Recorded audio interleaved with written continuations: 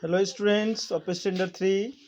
I Sudhir Kumar in front of you with new chapter How the Earth Looks.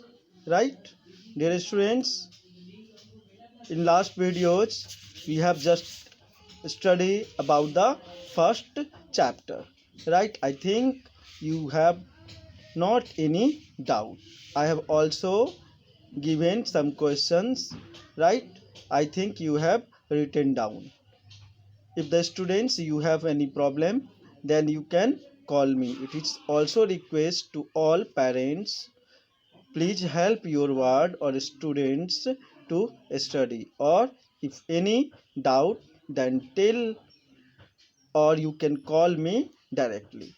मेरे प्यारे बच्चों, मैं एक बार फिर आपके सामने में एक नया chapter how the earth looks लेके आया हूँ।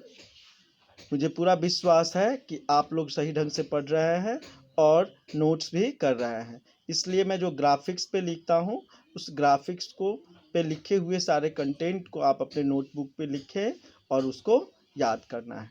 तो डियर स्टूडेंट्स, हम लोग पिछले चैप्टर में हम लोग पढ़े थे ग्लोब के बारे में, ठीक है, और अर्थ के बारे में हम लोग पढ़े थे, ठीक है। तो अर्थ कैसा दिखता है? अर्थ जो है एक बहुत बड़े ह्यूज बॉल की तरह दिखता है, ठीक है। And it is so huge that only small part of it seen at a time. इतना बड़ा ये होता है कि इसे एक बार में हम पूरे पार्ट को नहीं देख पाते हैं। तो अर्थ को जानने के लिए हमने मॉडल बनाया था और उस मॉडल को क्या कहते हैं? ग्लोब कहते हैं। लेकिन ग्लोब से क्या है? ग्लोब से आप एक बार में एक ही साइड देख सकते हो। पूरे साइड को, एक होल पार्ट अर्थ को आप ग्लोब पे नहीं देख सकते हो। इसलिए ग्लोब के लिए क्या है? ग्लोब अर्थ को पूरी तरह से जानने के लिए और समझने के लिए हम लोग मैप यूज करते हैं, ठीक है। तो इस चैप्टर में हम लोग ग्लोब्स एंड मैप्स, उसके बाद कंटिनेंट्स, ओशंस और डायरेक्शंस, ये सारा स्टडी करेंगे, ठीक है। और आपके कन्वीनियंसी के लिए हमने कुछ ग्राफिक्स बनाया है और उस ग्राफिक्स के हेल्प से आपको हम बताएंगे, ठीक है। तो आपका इंट्रोडक्शन समझ में आया कि अर्थ कैसा दिखता है। How the earth looks like will be just study in this chapter, right? And what are the important constituent of the earth? So we will study in this chapter about the different oceans, different continents, and globe and maps, and also directions. Dear students, now we will go on.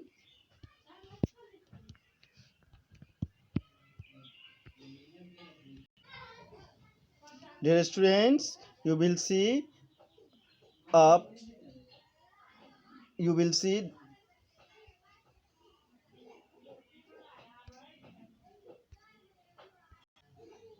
Dear students, you will see there is a graphics on your screen, right? And what the topics to be taught in this chapter is written here, right? What are the contents of this chapter? Globes and maps, oceans, continents, and direction. These are the four topics to be discussed in this chapter. इस chapter में हम लोग ये चारों topic को देखेंगे।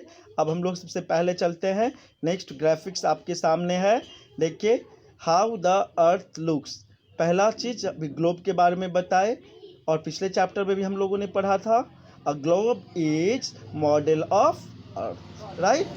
On globe we can see half part of earth. हम बताए थे कि ग्लोब में एक बार में आप पूरे अर्थ को नहीं देख सकते हो, एक बार में उसका केवल एक पार्ट को ही, हाफ पार्ट को ही हम देख सकते हैं। Next, a globe is round like earth. Globe कैसा होता है? जिस तरह से अर्थ होता है उसी तरह से ग्लोब भी होता है। A globe is use to study about different parts of earth, right. Globe का यूज कहाँ होता है? ग्लोब का यूज अर्थ के डिफरेंट पार्ट को स्टडी करने के लिए होता है। It is difficult it to show small places on a globe. एक ग्लोब का जो डिमेरिट क्या है? ग्लोब पे सारे प्लेसेस को, स्मॉल प्लेसेस को हम ग्लोब पे नहीं दिखा सकते हैं। इसलिए इस प्रॉब्लम को दूर करने के लिए हम लोग मैप का स्टडी करते हैं। A big globe can not be used as it is not handy. और दूसरा प्रॉब्लम क्या है ग्लोब के साथ कि ग्लोब, बड़े ग्लोब को हम एक जगह से दूसरे जगह नहीं ले जा सकते हैं, इसलिए ग्लोब के जगह पर हम लोग दूसरा कुछ मतलब मैप यूज करते हैं। तब हम लोग अब देखेंगे, अब हम लोग स्टडी करेंगे मैप के बारे में। ठीक है, मैप क्या होता है? A map is drying of earth of its parts. Map क्या होता है?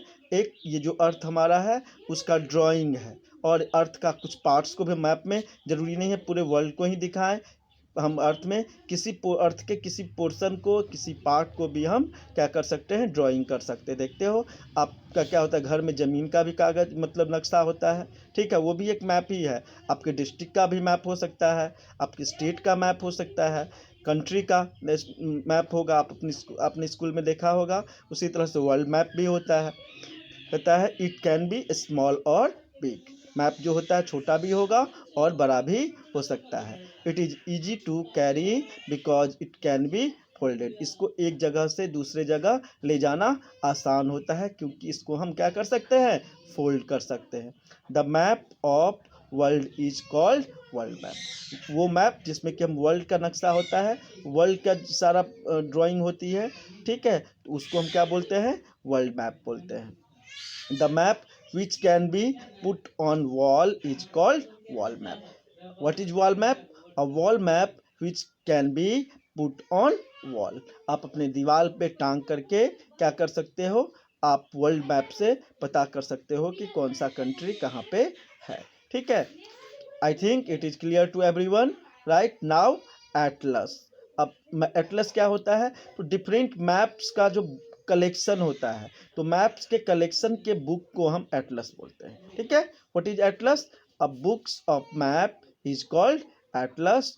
Atlas are now available in multimedia format. आप मोबाइल पे, अपने इंटरनेट पे, ठीक है, गूगल्स पे आप क्या कर सकते हो? एटलस को देख सकते हो मल्टीमीडिया फॉर्मेट। डिफरेंट कलर्स में डिफरेंट पोर्शंस को अलग अलग कलर में दिखा करके दिखाया जाता है मैप से। तो मतलब मैप में अगर मल्टीमीडिया के हेल्प से हम देखें तो हमें वर्ल्ड के बारे में, ठीक है, कंट्री के बारे में या स्पेसिफिक प्लेस के बारे में हमें बहुत सारी जानकारी मिल जाएगी।